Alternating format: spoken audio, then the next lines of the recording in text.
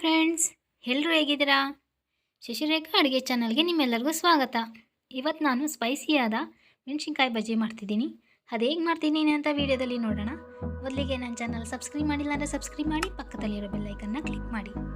ಇವಾಗ ನಾನು 4 ಟೇಬಲ್ ಸ್ಪೂನಷ್ಟು ಕಡಲೆ ಹಿಟ್ಟು ತೊಗೊಂಡಿದ್ದೀನಿ. 2 ಟೇಬಲ್ ಸ್ಪೂನಷ್ಟು ಅಕ್ಕಿ ಹಿಟ್ಟು ತೊಗೊಂಡಿದ್ದೀನಿ.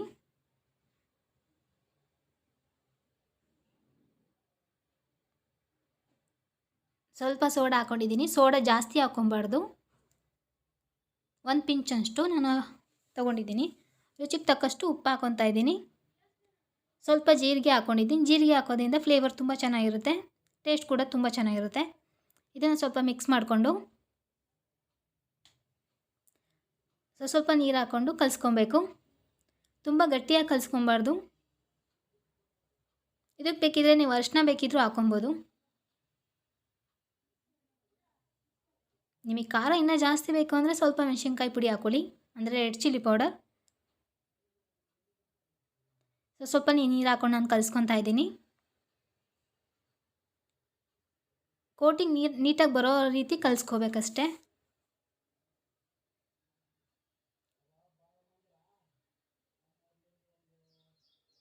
ನಿಮಗೆ ಸ್ಪೂನಲ್ಲಿ ಕಲ್ಸೋಕ್ಕಾಗಲಿಲ್ಲ ಅಂದರೆ ಕೈಲಿ ಬೇಕಾದ್ರೂ ಕಲಿಸ್ಕೊಬೋದು.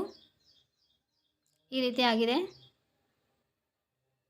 ಇದನ್ನು ಒಂದು 5 ನಿಮಿಷ ನೆನೆಯಲಿಕ್ಕೆ ಇಡ್ತೀನಿ ನಾನೀಗ.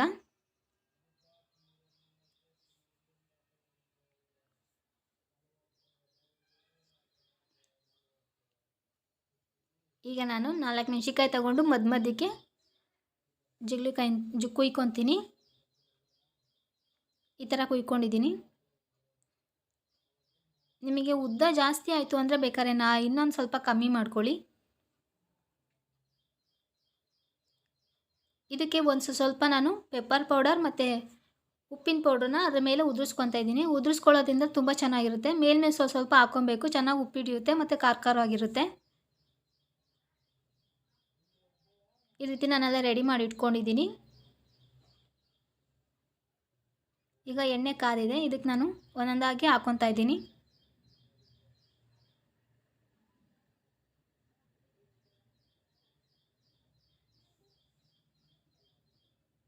ನಿಧಾನಕ್ಕೆ ಎಣ್ಣೆಲಿ ಹಾಕ್ಕೊಬೇಕು.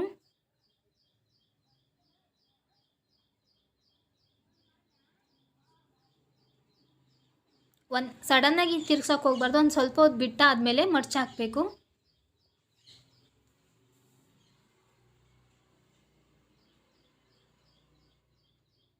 ಹಾಗೆ ಕೈ ಆಡಿಸ್ತಿರ್ಬೇಕು, ಸ್ವಲ್ಪ ಬಿಟ್ಟು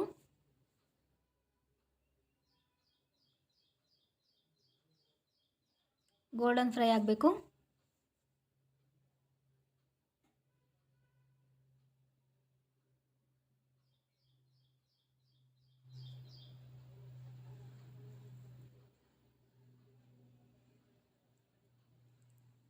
ನಾನು ಹೇಗೆ ಮಾಡಿದ್ದೀನಿ ಅಂತ ಮನೇಲಿ ನೀವು ಒಮ್ಮೆ ಟ್ರೈ ಮಾಡಿ. ನಾನು ಹೇಗೆ ಮಾಡಿದ್ದೀನಿ ಅಂತ ಕಮೆಂಟ್ ಮೂಲಕ ನನಗೆ ತಿಳಿಸಿ.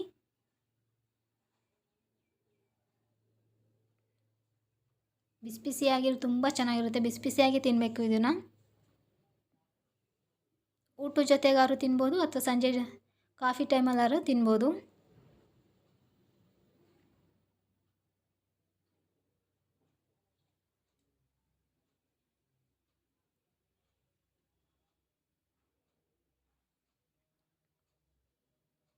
ಇದಾಗಿದೆ. ಇದನ್ನು ನಾನು ಒಂದು ಪ್ಲೇಟಿಗೆ ತೊಗೊತಾ ಇದ್ದೀನಿ. ಎಲ್ಲವನ್ನು ತೆಗೆದಿಟ್ಕೋತಾ ಇದ್ದೀನಿ. ಈ ರೀತಿಯಾಗಿದೆ. ನೀವು ಒಮ್ಮೆ ಮನೇಲಿ ಟ್ರೈ ಮಾಡಿ. ನನ್ನ ಚಾನಲ್ ನೋಡ್ತಿರೋದಕ್ಕೆ ತುಂಬ